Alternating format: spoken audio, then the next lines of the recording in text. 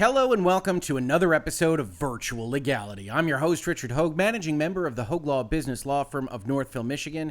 And today we're talking about Twitter and Elon Musk, who are now embroiled in one of the biggest busted deal fights really in history.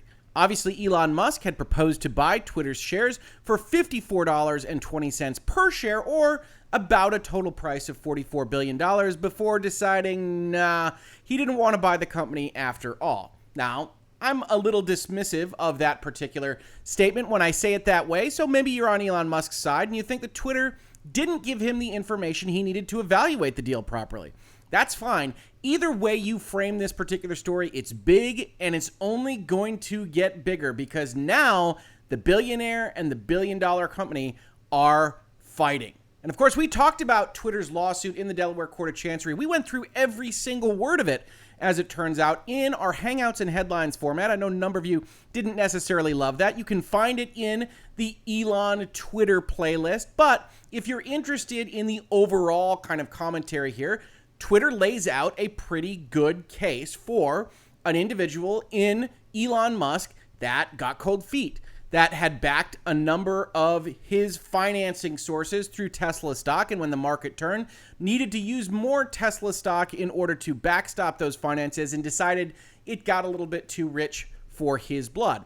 In putting forth their arguments, Twitter makes a number of solid kind of complaints, including that he had negotiated to use every instance, all actions, cause all things to be done that are necessary, proper, or advisable to obtain the financing, to get the money together to buy Twitter, and that he has breached that covenant because of things we hadn't seen in public that they described as happening behind the scenes, in terms of him stopping the backstop financing, having more conversations with his bankers, asking for more information from Twitter. He is accused by Twitter of making public statements outside of Section 6.8 of the merger agreement, which prohibits him from making such statements without the other party's consent, with one major exception, and that is he's allowed to tweet about the merger details so long as such tweets do not disparage the company or its representatives. So we get into a little bit of a conversation in the Twitter complaint that is a poop emoji a disparaging comment on Twitter or its leadership?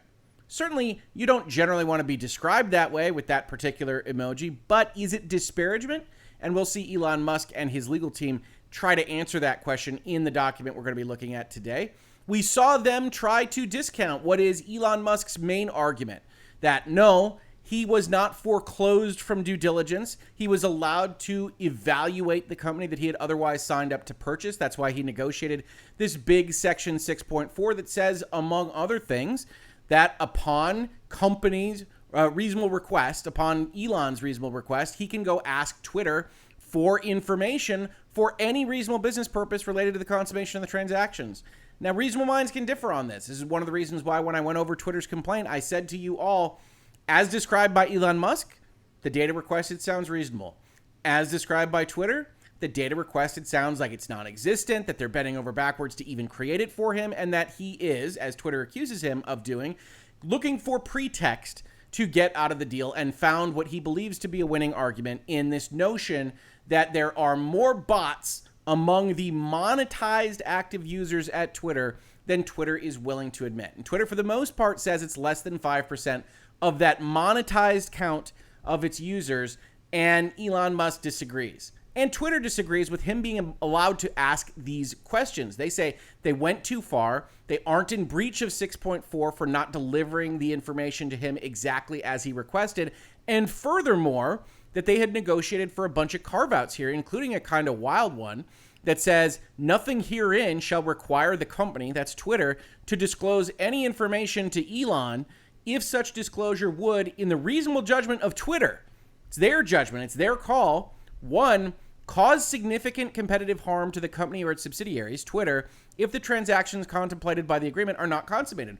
So 6.4 is Elon Musk's main argument. I asked for this information.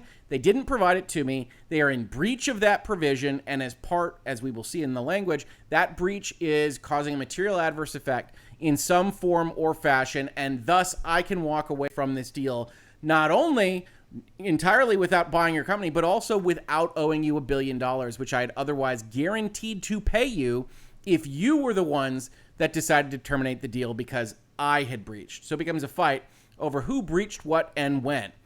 They also don't have to deliver information if it would violate the law or jeopardize attorney-client privilege. Those don't appear to be at issue here, but they do appear to have some cover to say, look, we didn't want to provide this information because we thought it would do competitive harm to us if this deal were to fall through, and lo and behold, here we are. Elon Musk's primary response before we read the document that he has put forth to the court most recently, was effectively, hey, I sign an NDA, I'll sign another NDA, I will bind myself by contract to not use this information against you. What more can I do? And at that point, I think trust had just broken down between these two parties. And so Twitter, in their complaint to the Delaware Court of Chancery, which there were reports on, leaks, rumors, that had been prepared before Elon Musk purported to terminate the deal. And there's really no surprise there that when things start going sour, you give the green light at some point to your very highly priced attorneys to go and start drafting documents so that you're ready if the day should come.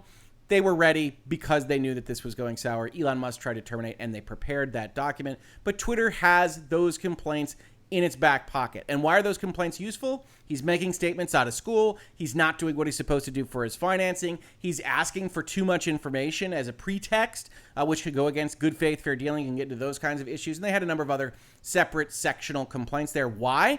Because the Elon Musk side of the termination provision only allows him to terminate the agreement provided that he is not in breach of the agreement himself.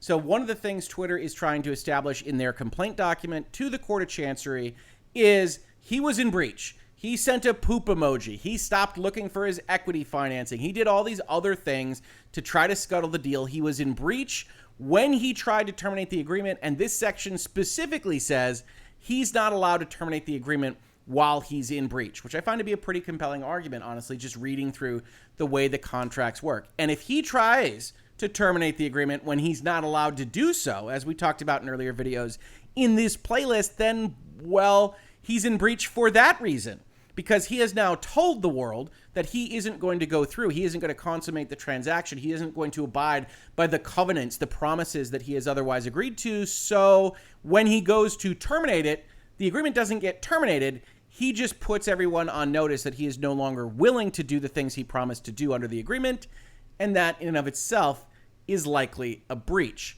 Now, how does Twitter arrive at asking the Court of Chancery in Delaware to actually make him purchase the company? Well, because they had negotiated for a provision that sounds a little like this. Notwithstanding anything herein to the contrary, anything in the agreement at all, including the availability of the parent termination fee, that $1 billion, or other monetary damages, remedy, or award, it is hereby acknowledged and agreed that the company, Twitter, shall be entitled to specific performance or other equitable remedy to enforce parent and acquisition subs' obligations to cause the equity investor to fund or to enforce the equity investor's obligation to fund directly and to consummate the closing if all of the conditions that are prerequisites to the company closing itself, that Twitter has done everything that it is supposed to do on its side of the desk, are otherwise complete. Now, Twitter has a small problem there because Twitter isn't quite done with getting its regulatory approvals and otherwise being ready to be sold. So those conditions do not appear from the outside looking in to be finished. And so this provision doesn't appear to be applicable, especially if they're otherwise in breach of the provision themselves, because these sections say you're not in breach. The reps are true, you're not in breach, all those kinds of things. And so once again, you get into a kind of circular fight on the facts and circumstances of the issue at hand. But that's what Twitter put forth. Twitter put together a good document. If you've got 3 hours to spare, or if you can stand me at 2x speed, an hour and a half, please do check it out, because we went through every line. We talked about exactly what we were seeing as we saw it. And I think it's an interesting way to look at a document, not as curated as what we do normally in Virtual Legality, but with a more kind of first reading, this is how I think about things as we go through, that I think is a little bit different approach to a contract like this one. But that leaves us where we are right now. Twitter puts together this complaint. At the same time, they ask for an expedited process. They want this to go to trial, I believe, in September, which is a very, very short period of time, obviously, for a trial to start. You got to go through discovery, you got to plan for the trial, and then you actually have to have the trial. But the Delaware Court of Chancery has historically been willing to have very fast trials. Maybe not this fast, though. And that's exactly what Elon Musk argues in his response to the court. It says, defendant's opposition to plaintiff's motion to expedite proceedings. This court should reject Plaintiff Twitter Inc.'s unjustifiable request to rush this $44 billion merger case to trial in just 2 months. Twitter's bid for extreme expedition rests on the false premise that the termination date in the merger agreement is October 24th, glossing over that this date is automatically stayed if either party files litigation. By filing its complaint, plaintiff has rendered its supposed need for that September trial moot. And much like we've talked about when reading other legal documents in this space or otherwise, you want to put together your strongest arguments up top. And I think this is a pretty strong argument. So Twitter says this needs to happen fast because the deal's going to die, right? If we look at section 6.8 termination here, it says notwithstanding anything in this agreement to the contrary, the agreement may be terminated, of course, by mutual agreement. The parties can just agree to walk away, or by either side if the merger shall not have been consummated on or before 5 p.m. Pacific time on October 24th, 2022. So Twitter rolls in here and says, look, that's a drop dead date. Once Elon Musk has the legal ability to terminate this, and we don't have to go through any of these other provisions that he's otherwise locked out of, Your Honor, because he's otherwise in breach, we get into real trouble because he can walk away, and then that's actually following the letter of the law. Now, there are instances where this gets extended, as Elon Musk argues at the top of his document, including here in this very section. It says the termination date shall be extended for 6 months if the conditions set forth in 7.1b or 7.1c shall not have been satisfied. So we could go and look at those in the merger agreement. We find ourselves in a section that talks about Hart-Scott-Rodino approval, which we talked about earlier today with respect to Microsoft and Activision. That is the antitrust approval that happens when the FTC looks at something. More specifically, it's the expiration of the window that they otherwise have to object to a deal. Like I said, the U.S. likes to march to the beat of its own drummer. They don't approve deals on the antitrust side. They just let windows expire. But we're obviously not talking about that yet. Or no governmental authority of the jurisdiction set forth in the various important jurisdictions shall have enacted, issued, promulgated, enforced, or entered any law or order which is then in effect and has the effect of restraining, enjoining, rendering illegal, or otherwise prohibiting consummation of the merger. Nobody that runs a legislature has outlawed Elon Musk buying Twitter. Also, not at issue. So what is Mr. Musk talking about, right? There isn't a specific exception set forth herein that would otherwise get you out of this in any kind of particularity. So where does this get extended? And the answer is towards the end of the document. When we looked at this section about specific performance, it included this section down here, C. And in C, what we've got is a separate kind of extension concept. That extension concept says the following. To the extent any party hereto brings an action, suit, or proceeding to specifically enforce the performance of the terms and provisions of this agreement, other than an action to enforce specifically any provision that was otherwise surviving the agreement's termination, the termination date shall automatically be extended to the 20th business day following the resolution of such action or such other time as might be established by the court. So Elon Musk is right. To the extent Twitter hangs its hat on the notion that October 24th is some kind of drop dead date, the parties had already negotiated in that final specific performance section of the agreement that if somebody sues to specifically perform, which is exactly what Twitter has done here, well, then the date is automatically extended to 20 days after that particular action would be concluded. So Mr. Musk's right. At the top, very strong argument in the first paragraph. Again, not on the merits. Not to say Elon Musk is correct in everything he argues, he's owed that information, etc. Some of that will come into this document. But this is a motion opposing an expedited process. He doesn't want to have this trial in September. For what reason does he want to avoid that? Well, he claims it's because he doesn't think that they could get prepared in time for that particular deal. Whether or not you agree with that is going to depend on how you feel about Elon Musk. Either way, he'd prefer to have this trial happen in February. Nor does the remainder of the motion to expedite remotely justify extreme expedition, instead highlighting the complexity of the case and the impossibility of completing discovery on the timeline proposed. In fact, Twitter has engaged in tactical delay for 2 months by resisting defendants' information requests, causing defendants obvious prejudice through an overly compressed schedule. Here, the mission statement is, let's remind the court of what our primary argument is here, that we have a right to request information, and it was not met for this purpose. Twitter's sudden request for warp speed after 2 months of foot dragging and obfuscation is its latest tactic to shroud the truth about spam accounts long enough to railroad defendants into closing. And ultimately, there's going to be a fight about spam accounts. There are rumors that Elon Musk's team is preparing to countersue Twitter for some of this information on spam accounts. And Twitter has presented some strong information in its own complaint that we covered in that longer video that basically said Elon Musk knew that there were spam account issues at Twitter the entire time, and that in private conversations he had said, I need to buy this company, I need to take it private, because I know when we purge the spam accounts from the monetized users, well, that's going to look terrible for the company's numbers, which is at least strong circumstantial evidence on the part of Twitter that says Elon Musk knew what he was getting into, and that presents a problem for fraud and deceit and all the things that kind of go with the informational component of Elon Musk's request. The core dispute over false and spam accounts is fundamental to Twitter's value. It is also extremely fact and expert intensive, requiring substantial time for discovery. Twitter is a social media platform whose self-professed key performance metric is monetizable daily active users, or MDAU. Since the agreement was first signed, new facts have come to light that call into doubt the truthfulness of Twitter's curiously static representation in SEC filings that less than 5% of its accounts are false or spam. Now, here we're kind of eliding things, and I know a number of commenters, even to that earlier video, commented on that to me, which is that you really can't shorten MDAU to active users. It is the monetizable component of that active user number, and instead Elon Musk tends to refer to it as accounts or users. On April 28th, just 3 days after signing the agreement, Twitter restated 3 years of its MDAU numbers, despite never disclosing the issue to defendants pre-signing. Post-signing, defendants promptly sought to understand Twitter's process for identifying false or spam accounts.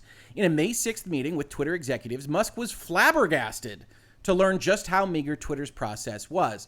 Human reviewers randomly sampled 100 accounts per day, less than 0.00005% of daily users, and applied unidentified standards to somehow conclude every quarter for nearly 3 years that fewer than 5% of Twitter users were false or spam. That's it. No automation, no AI, no machine learning. Here again, it appears that Elon Musk is eliding the difference between monetized users and non-monetizable users, and that might come back to bite him in the butt. You also see a little bit of overly heated rhetoric here, the curiously static implying bad faith on Twitter, implying lies and falsehoods. Here you get a description that Twitter vehemently opposes as what happens here, but also you get a kind of conclusion that they should be required to use automation, AI, or machine learning that the law probably doesn't support. What they need to do is something that is statistically significant that they can justify on this in order to have their reports go. But I'm not even sure that that standard comes into play here, where essentially what they have is the standard that they have, and if they have some kind of reason for putting that forth to the SEC in those reports, that might be enough of a defensive statement to get out of this whole thing from the Twitter side of things. Alarmed, defendants exercise their information rights to validate Twitter's user claims. At every turn, however, Twitter deliberately erected artificial roadblocks and frustrated defendants' efforts. Indeed, on June 20th, Twitter admitted the information it provided is insufficient to perform the spam analysis. Put simply, defendants asked for and were refused the same information that Twitter relies on in making its less than 5% representation. These are the questions that we saw in the termination notice. He wanted to know who was looking at these things, how they were looking at them, etc., etc. The limited information Twitter has provided calls its representations into serious doubt.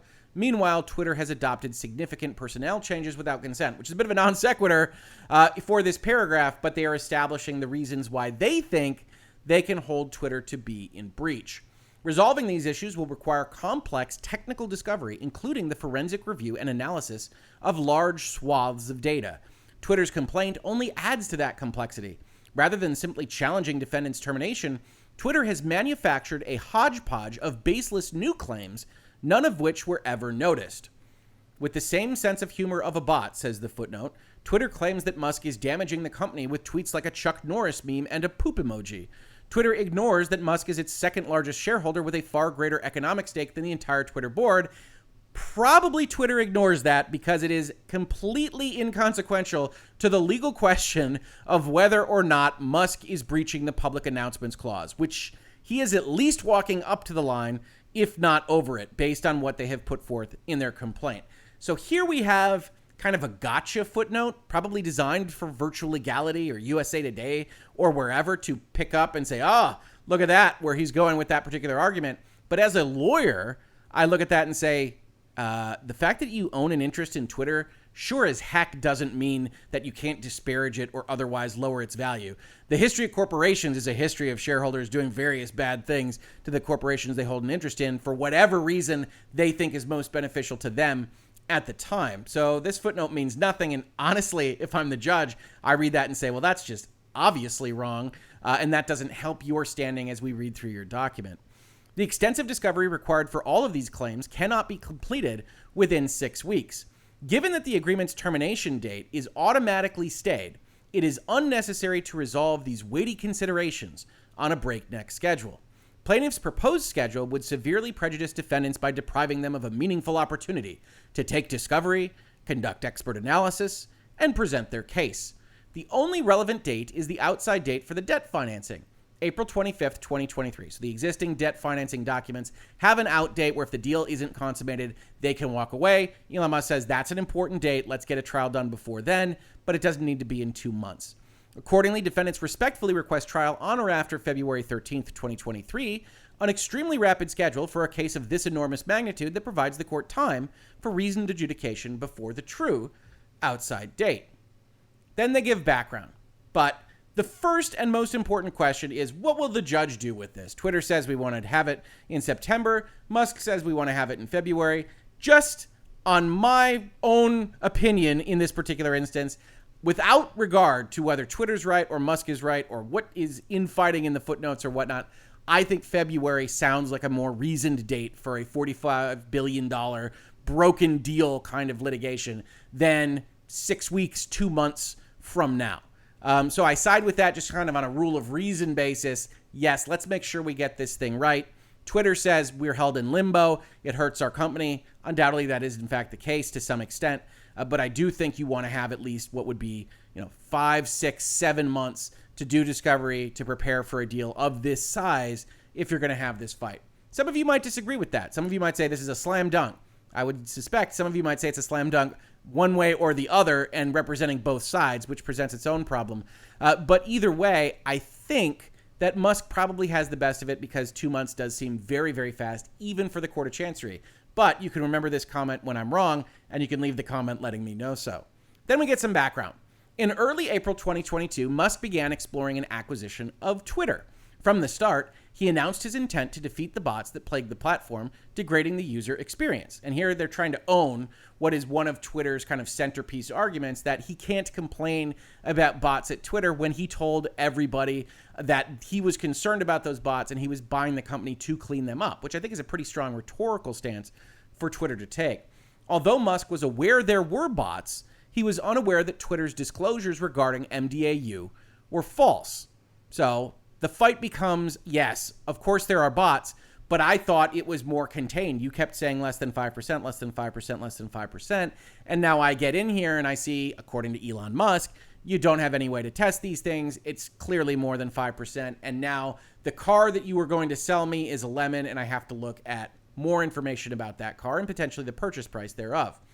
On April 25th, 2022, defendants and Musk entered into the agreement to purchase Twitter. Rather than engaging in prolonged diligence pre-signing, defendants bargained for and received representations and warranties regarding Twitter's condition and broad information rights. This, I think Elon Musk's team has exactly correct. Here you have Twitter and the internet arguing that he has foreclosed all efforts at due diligence.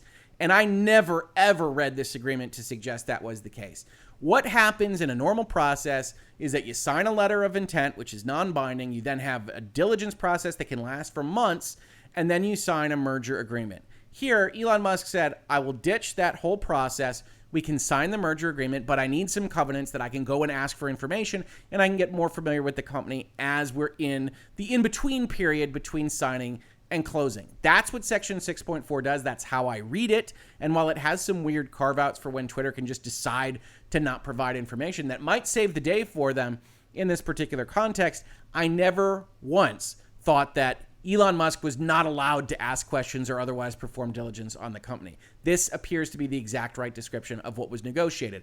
I asked for information rights, and I wanted reps and warranties to be true at the time of closing. And in this particular instance, Elon Musk's argument goes, those reps and warranties aren't true. The SEC filings aren't correct.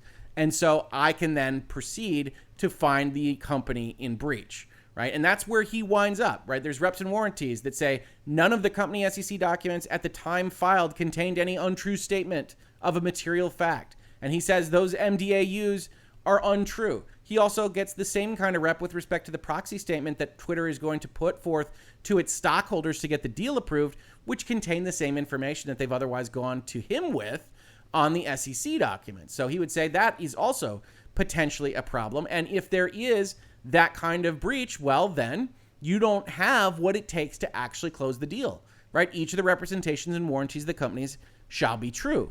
Now, where Elon Musk finds himself in a bit of trouble here is that they don't have to be true if those failures don't rise to the level of a company material adverse effect. Or as written here, they shall be true except for such failures to be true and correct as would not have a company material adverse effect. So you can breach your reps and warranties as negotiated by Twitter here, so long as the breach is de minimis, so long as the breach doesn't otherwise materially change the value of the company. So if, again, you're thinking about you're buying a car, you show up at the lot, you get promises that it has, 4 doors, and you get up there and there's a little ding in one of the doors. Maybe that's not material. Doesn't really change the value proposition. You look around at the car, you still have to buy it at the end of the day. Now imagine the situation where the car door is completely bashed in and barely opens and maybe comes in on the driver's side seat and it just really doesn't function at all. You can go and say, well, that is something that materially and adversely affects the value of this asset I'm going to purchase, and so now I'm allowed to walk away. Essentially, what Elon Musk is arguing is that whatever happened with respect to the MDAU at Twitter, it was so significant that the SEC filings are so wrong that Twitter's value is materially different from what he thought it was when he signed the agreement, and worse, according to his termination letter, the SEC is probably going to have to look at it, which will itself lower the value even more. Again, you don't have to agree with Elon Musk here, but that's basically what he is arguing. And when they can't meet their specific reps and warranties, when they are not true and cause a material adverse effect, he says he can walk away.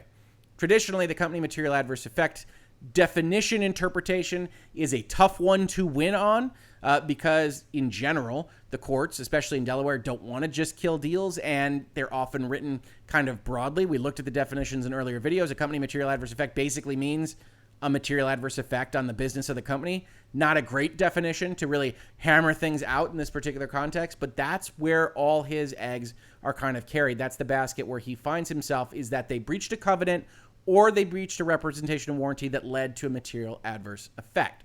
And that's exactly what he says here. The agreement contains a representation that Twitter's SEC filings and thus its user-based disclosures are accurate. Specifically, Twitter represented that none of the company SEC documents at the time it was filed contained any untrue statement of a material fact. Musk relied on this representation and Twitter's SEC disclosures to sign the deal. The agreement also contains an information covenant requiring Twitter to furnish promptly to the defendants all information concerning the business, properties, and personnel of the company and its subsidiaries for any reasonable business purpose related to the consummation of the transactions contemplated by this agreement. Similarly, Twitter must provide information relevant to obtaining financing.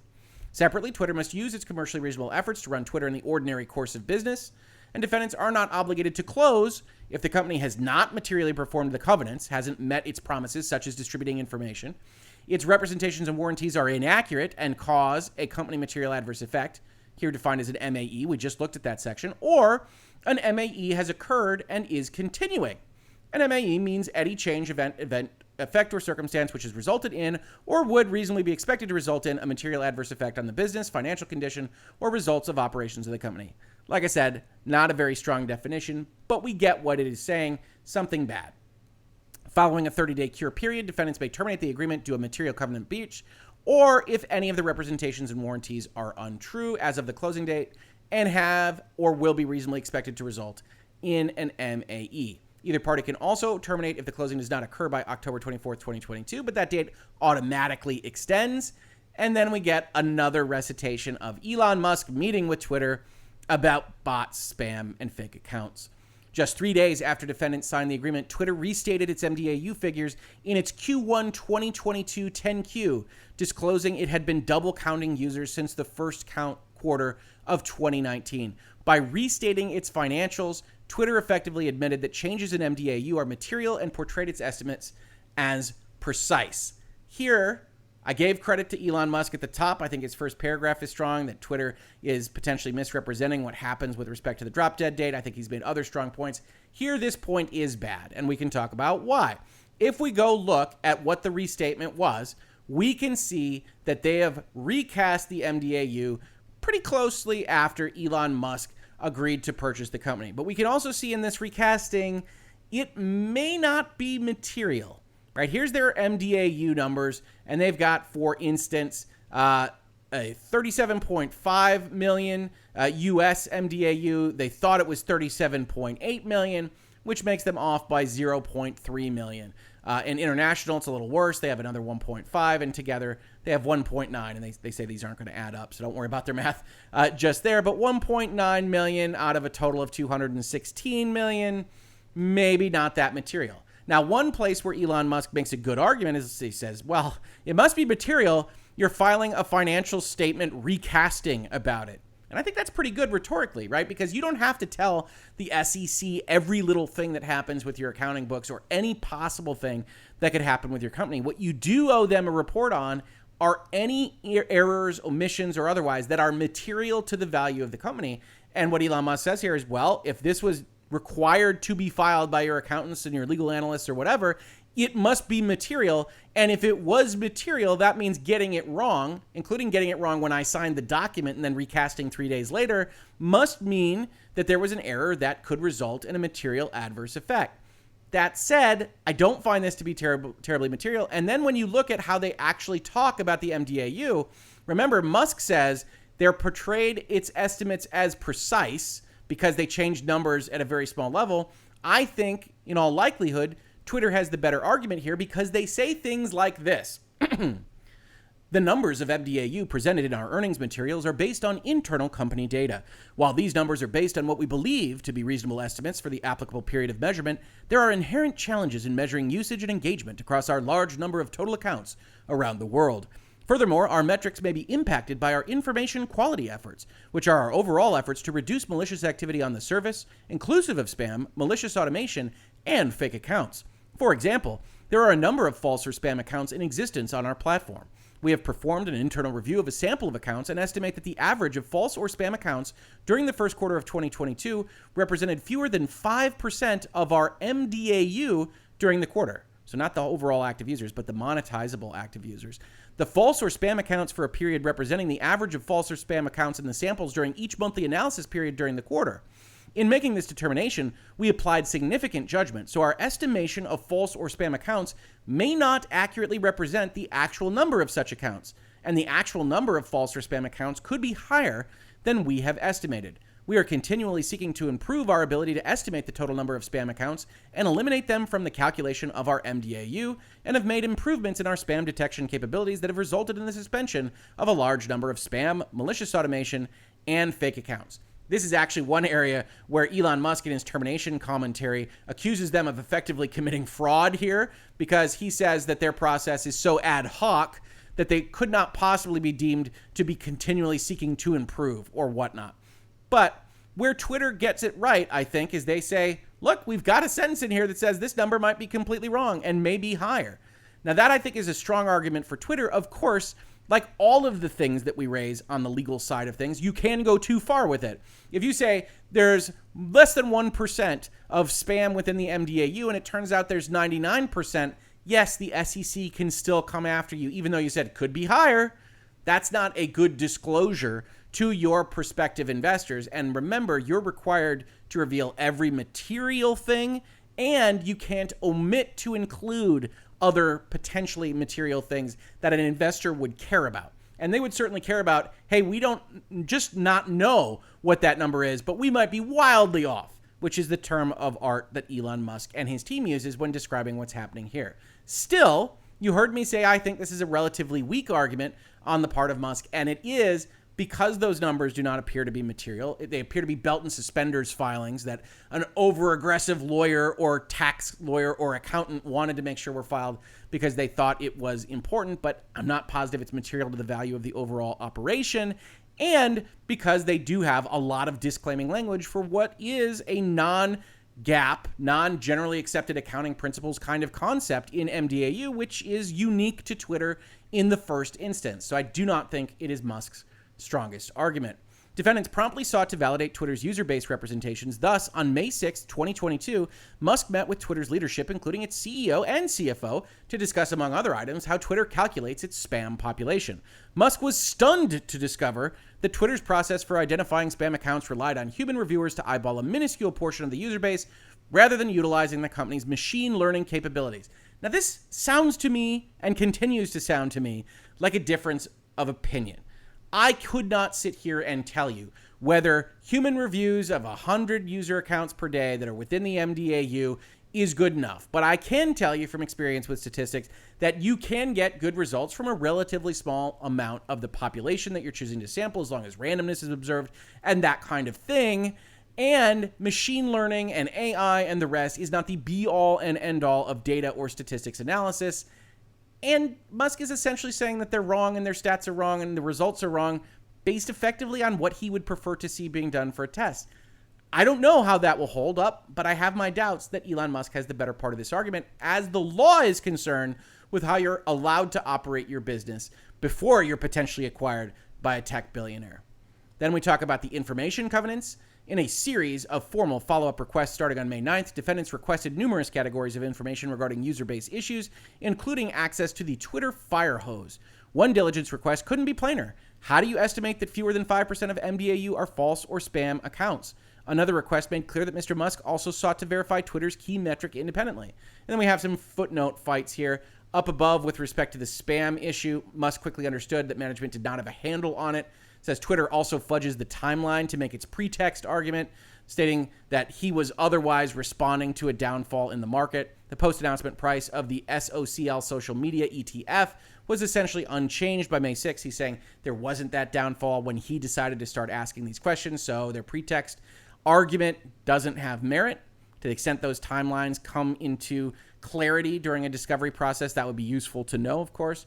And the firehouse is described as reflecting all public tweets and likes, but only approximately 30% of the accounts Twitter counts in MDAU interact with the platform in these ways. So he's trying to establish that the firehose might not even give you a great statistical analysis of the MDAU, which, again, comes back to the fight about whether Twitter owed it to him, whether his request for it was acceptable, whether Twitter was bending over backwards or setting up roadblocks for his review.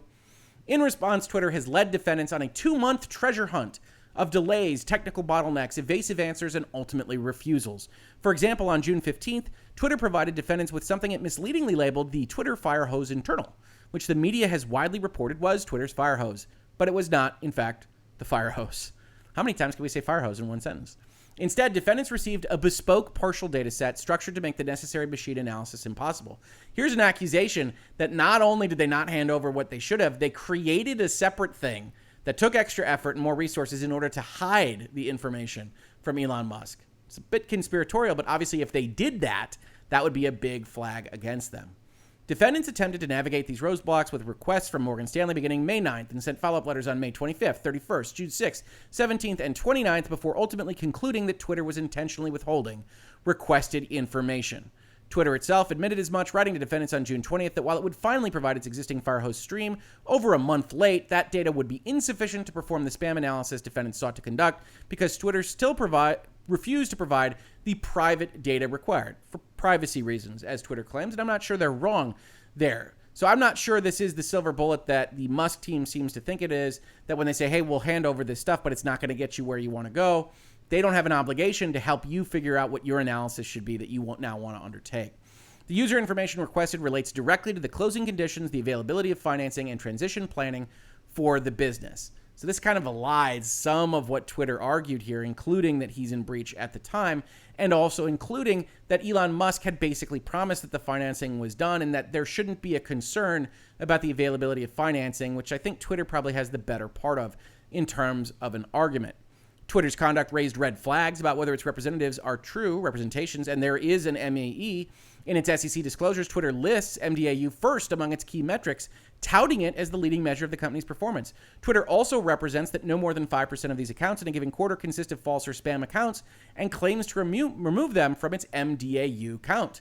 MDAU is critical. Thus, if Twitter's actual MDAU is materially less than represented, not only has Twitter made a misrepresentation that may justify rescission for fraud, but that is also likely to reduce Twitter's value, which could constitute an MAE in and of itself. Again, I don't know where this particular evidence is coming from. These are basically raw assertions from Musk and his team. Twitter's ordinary course violation. Since the deal was signed, Twitter has adopted significant personnel changes that violate its ordinary course obligations by instituting a hiring freeze that extended to existing offers, firing the company's revenue product lead and head of product, and terminating a third of its talent acquisition team. Twitter says in its complaint that they had negotiated for the right to conduct hirings and firings so that this shouldn't be an issue. But I do have to say, as I did with respect to that complaint, that really isn't an answer to special cases like firing of high-level executives or laying off a third of a specific division based on a hiring freeze that here Elon Musk says he was never a party to. Contrary to what the complaint implies, Twitter did not give notice nor request consent for these employment decisions. So here we have a fact fight. Twitter says we asked for consent, he refused it, we did these things anyway, and or we had the right to do these hirings and firings, so he couldn't block them in any event. Elon Musk says you absolutely did not. Again, after reading the agreement, I tend to think that it is a broader ordinary course obligation than Twitter gives it credit for in the document that they put forth. I don't know whether they approached Elon Musk for consent. He says that they didn't. And if they didn't, then they do things like lay off a third of a department. I do think you could potentially have an issue here because they are supposed to be maintaining Twitter as it was when he signed that agreement until he closes on the deal. And that's clearly not the case. But Twitter did reserve for itself the right to make certain moves, and so it would come down to a fact fight in a court of law. Musk's termination of the agreement and Twitter's new claims. Following Twitter's persistent disregard of its contractual obligations on July 8th, 2022, Musk terminated the agreement. Until then, defendants had met all their contractual obligations, devoting substantial resources to pursuing the transaction, including financing. On July 12th, 2022, 4 days later, Twitter sued defendants, challenging not only their termination, but introducing blunderbuss claims regarding defendants' supposed breaches of their obligations to close, consummate financing, provide information, consent to operational changes, refrain from disparagement, and preserve confidentiality, most of which are premature and all of which are meritless. Now, this premature here is interesting. What could that mean? Specifically, those relate to the financing, I would imagine, and information related to the financing, but certainly claiming that he's disparaging them out on Twitter or in public, that isn't premature, nor would it be premature to say that he has breached his confidentiality obligation. So we kind of blunderbuss our own way in through the Elon Musk motion as a defense to what he claims is a blunderbuss of claims on the Twitter side of things. Now, the argument, there is no automatic right to expedition. The standards for expedition must be considered against the backdrop of the burden imposed on the parties, the court, and the public when this court orders that parties litigate on an expedited schedule. Shouldn't be the standard. There isn't an automatic right. Plaintiff's schedule is unnecessary and unduly burdensome. Twitter's unjustified bid for an expedited trial in September 2022 must be rejected. Twitter premises its request on a supposed October 24th, 2022 drop-dead date in the agreement, but obscures that such date is automatically extended for litigation, which we have verified ourselves in the agreement as negotiated between the parties. So, again, strong argument from the Musk team on this part. Indeed, this case goes well beyond the significant complexities of a typical busted deal case, implicating complex data science questions concerning the accuracy of Twitter's disclosures regarding the number of false and spam accounts. The factual record regarding these representations will likely involve sifting through hundreds of billions of actions on Twitter and reviewing related sampling and control processes. This will take a long time, Your Honor. Defendants anticipate that these issues will require at least 30 to 40 fact depositions and at least 12 expert depositions in total. This is going to be a long case, Your Honor. It will also require 30v6 depositions of witnesses who can explain Twitter's information systems and processes for identifying spam and false accounts, as well as its procedures and controls governing Twitter's disclosures. Experts may include advertising, data science, valuation, finance, and industry experts. Here's where you start to look at things and say, Did Elon Musk just want to sue over this information? Did he just want access to these materials, either because he wants to start a competitor to Twitter and he thinks this is a good way to do it, or to cause pain on these fronts because Twitter is refusing to answer his questions? I can't tell you the answer to that. Every prediction I have made on the Elon Musk side has proven at least partially wrong because he is a wild card actor and he does what he wants on these kinds of things. But leave a comment if you think that this is part of an overall four-dimensional chess strategy to get access to this information and to get Twitter to sue him so that he can access it with the pretext of just defending himself from a claim in this particular capacity. Nearly every case Twitter cites to support its lightning speed schedule either involved a genuine drop-dead date, one that was hard and fast, or a stipulated trial date. Here, that's not the case because it extends automatically for the court. Finally, where plaintiff cites the uncertainty surrounding Twitter's ownership and market conditions as a basis for hyper-expedition, adding a little color there, that is a truism in all busted deal cases.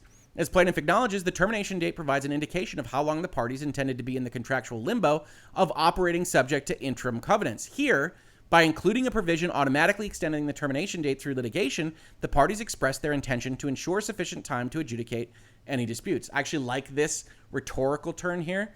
So they go into their motion and say, look, we put forth October because we knew we didn't want to be in limbo past October.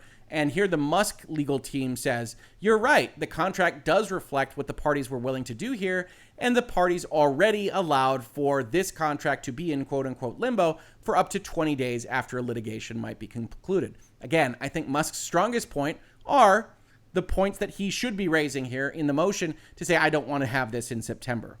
Now, if I'm the judge, I'm probably giving him February or some kind of compromise position between September and February, but we don't know which way the judge will go, and it is ultimately, no pun intended, a judgment call. This will be up to the court based basically on their own recognizance as to what they want to do here. Extreme expedition is also unwarranted because any exigency stems from plaintiff's strategic delay. They held this information out for 2 months. They could have gone through all of this faster or told us they weren't going to give us any of this information. We would have done this all 2 months ago, and then we could have had our trial case potentially in September. They didn't, and so the court should adopt defendant's February schedule.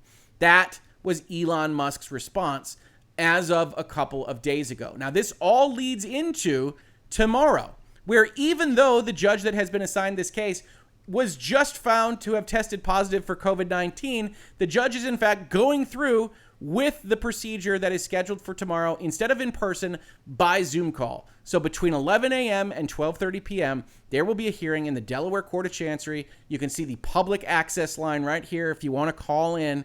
And when that happens, you will get the parties' arguments for expedition, as well as probably at least a little bit of an inkling as to which way the judge is likely to go with respect to it.